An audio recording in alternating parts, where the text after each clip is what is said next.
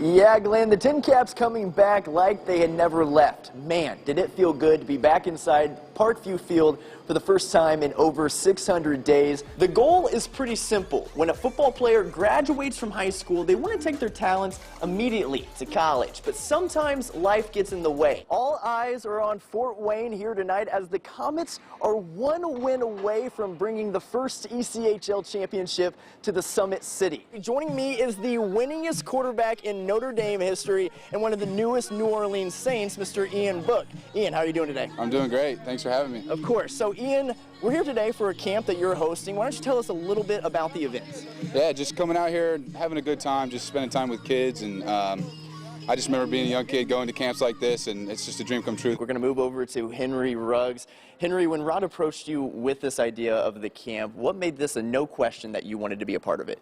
Well, I mean, one, he's a part of the ISG team, and you know, these are just great people that I've got relationships with, and I mean, of course, it's Rod Wilson. Why would you not want to do it? I say that I'm more excited for it, and DeMarcus Beasley over here, co-owner of Fort Wayne FC, says that he's the most excited for it. Regardless, we're going to have some fun here tonight because Fort Wayne FC hosts one of the most popular teams in Mexico, Chivas, by way of Guadalajara. DeMarcus, first off, thank you so much for joining me. Secondly, why don't you tell us a little bit about how this international match got set up? So you guys were taking this game by game. You got the final game you needed. Walk me through that one. I mean, I think we were tentative in the first 20 minutes. I mean, the atmosphere was absolutely incredible. A man that needs a little introduction up here in Fort Wayne, already a 1A and 2A state champion. Blackhawk Christian's Caleb First being named this year's Indiana's Mr. Basketball. And Indiana Tech is ready to strike again. If there was one word to describe the Comets' performance in Game 1, wow. A 7-2 win on the road to open up the Kelly Cup Finals, that deserves nothing but respect. Now entering Game 2, the Comets, they're in the driver's seat for the time being. After much anticipation, a new wave of Fort Wayne sports is finally here. It was a year ago that Fort Wayne FC was set to make the team's debut, but COVID pushing that back, that is, until now. Certainly a night that will forever be etched in Fort Wayne history. After a 2-1 win in Game 4 of the Kelly Cup Finals, this best-of-5 series with South Carolina is over. And the Comets are ECHL champions, a first for the franchise, and the K's did not hold back on what this championship ride meant to them. And thanks to Mother Nature, Saturday's Tin Cap action didn't get too far. With a win, Fort Wayne could claim its first winning series since Week 1. Let's get down to the action. In South Bend, facing the Cubs, first what you missed before the Storms rolled in. Top of the first, Augustine Ruiz driving one out to right field for a double. Johnny Holmes is in to score, and the Tin Caps taking a 1-0 lead. That brings us to the bottom of the first. Nelson Velasquez right here. You're going to see him knocking a double of his own on a fly ball out to center field. Jonathan Perlaza scoring to even things at 1 apiece. Then in the third inning, the Storms, here they come, rolling in. The game was unable to continue and postponed to today. The game resuming in the bottom of the third, but we picked this one up in the top of the fifth. Ruiz picking up where he left off. With one on, Augustine Ruiz clearing the bases for his 10th home run of the season. The Tin Caps go up 3-1, and that was enough. Cubbies score 1 in the bottom of the 6th, but Fort Wayne taking Game 1 3-2. This win marks the series victory and 5 of the last 6 for the Tin Caps. Fort Wayne, though, dropping Game 2 11-4.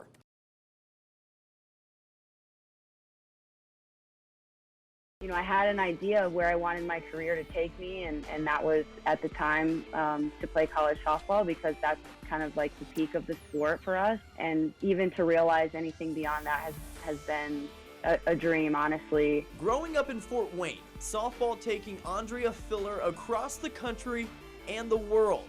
First was college, where she graduated from Northwestern, then to Italy, where she spent the past 3 years playing professionally. It's kind of like you can't really understand how a sport would really take you in so many different places and experience so many different cultures.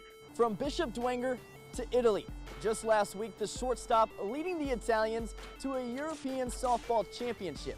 Her performance was so impressive, they've asked her back for Tokyo.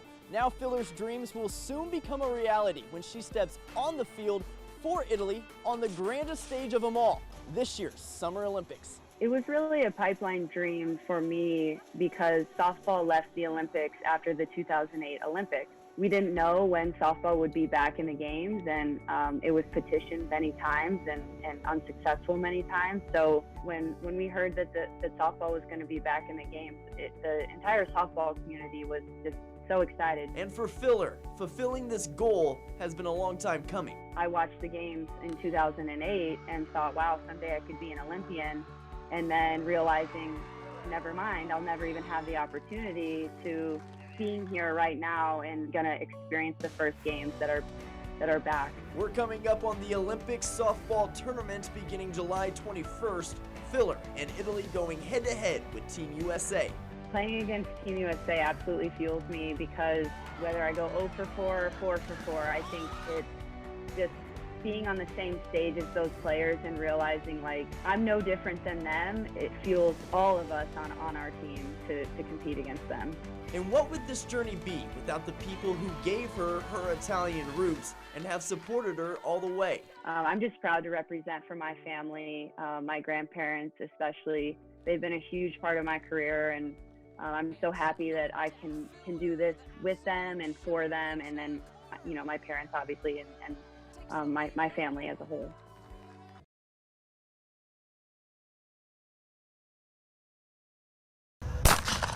And your champion with a time of 15:55 from Angola, Isaiah Sturry. In the last 12 months, he's run 3,000 miles, which is essentially about 60 miles a week for the last 12 months. With the help of a coach, an unmatched determination, and time to test limits during stay-at-home orders earlier this year, Angola junior Isaiah Sturry emerging as one of the state's and nation's best high school distance runners. The angle that we took, both of us, was the more miles that he can put in March through July, the better he's going to have a peak for state, for cross country.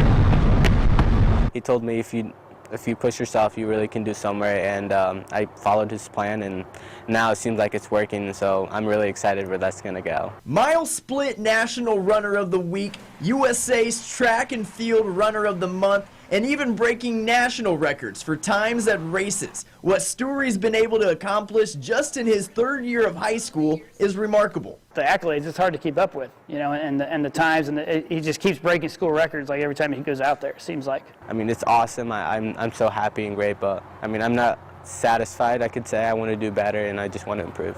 While Sturry reaps the benefits of the sport he loves now, his story starts in Ethiopia with the childhood of one hardship after another. When my mother was still alive, it was great, really awesome. I was treated with the best and respect, but after that, I mean, everything did change. Born in a small countryside village in Ethiopia, Sturry's biological dad leaving him at birth and his mom passing away unexpectedly left him without a family in search of a place to call home, so he tried living with his stepfather.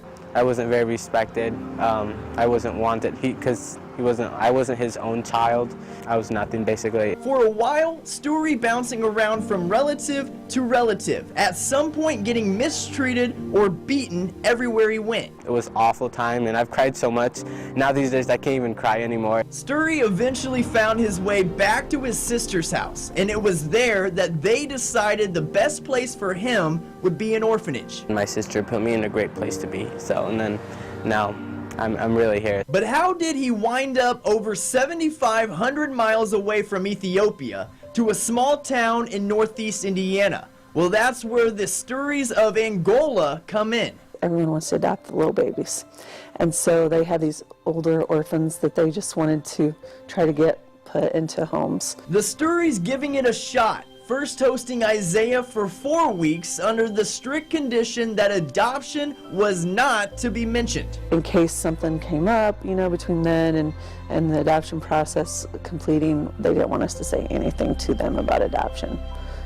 But he called us mom and dad. Moving into a new country and learning a new language, there was reason to be nervous, but Isaiah was just happy someone wanted to love him as much as he wanted to be loved. The translator in Ethiopia at the orphanage told us that he kept asking, like, when's mom and dad coming back to get me? When's mom and dad coming back to get me? It's just been quite a journey for me, and I'm just so blessed that God has been there for me. And so even at my lowest point, he was there, and right now he's been there. God has truly blessed us because Isaiah is definitely a gift. Given plenty of reason to put his life in Ethiopia in the past, the runner instead embracing his culture. I don't want to forget my childhood because that's what really brought me to be here today. And without my childhood, really, I wouldn't be who I am because I wouldn't be as strong and as motivated. And that's why he's going to be great, because he's taken the talent that he's been given, but he's going to maximize it with his work ethic and his mental toughness. He has that rare gift that as a coach I can't teach, that mental toughness. Since a young shepherd in Ethiopia, Sturry's always dreamed big, so it's no surprise as to where he wants his running career to take him.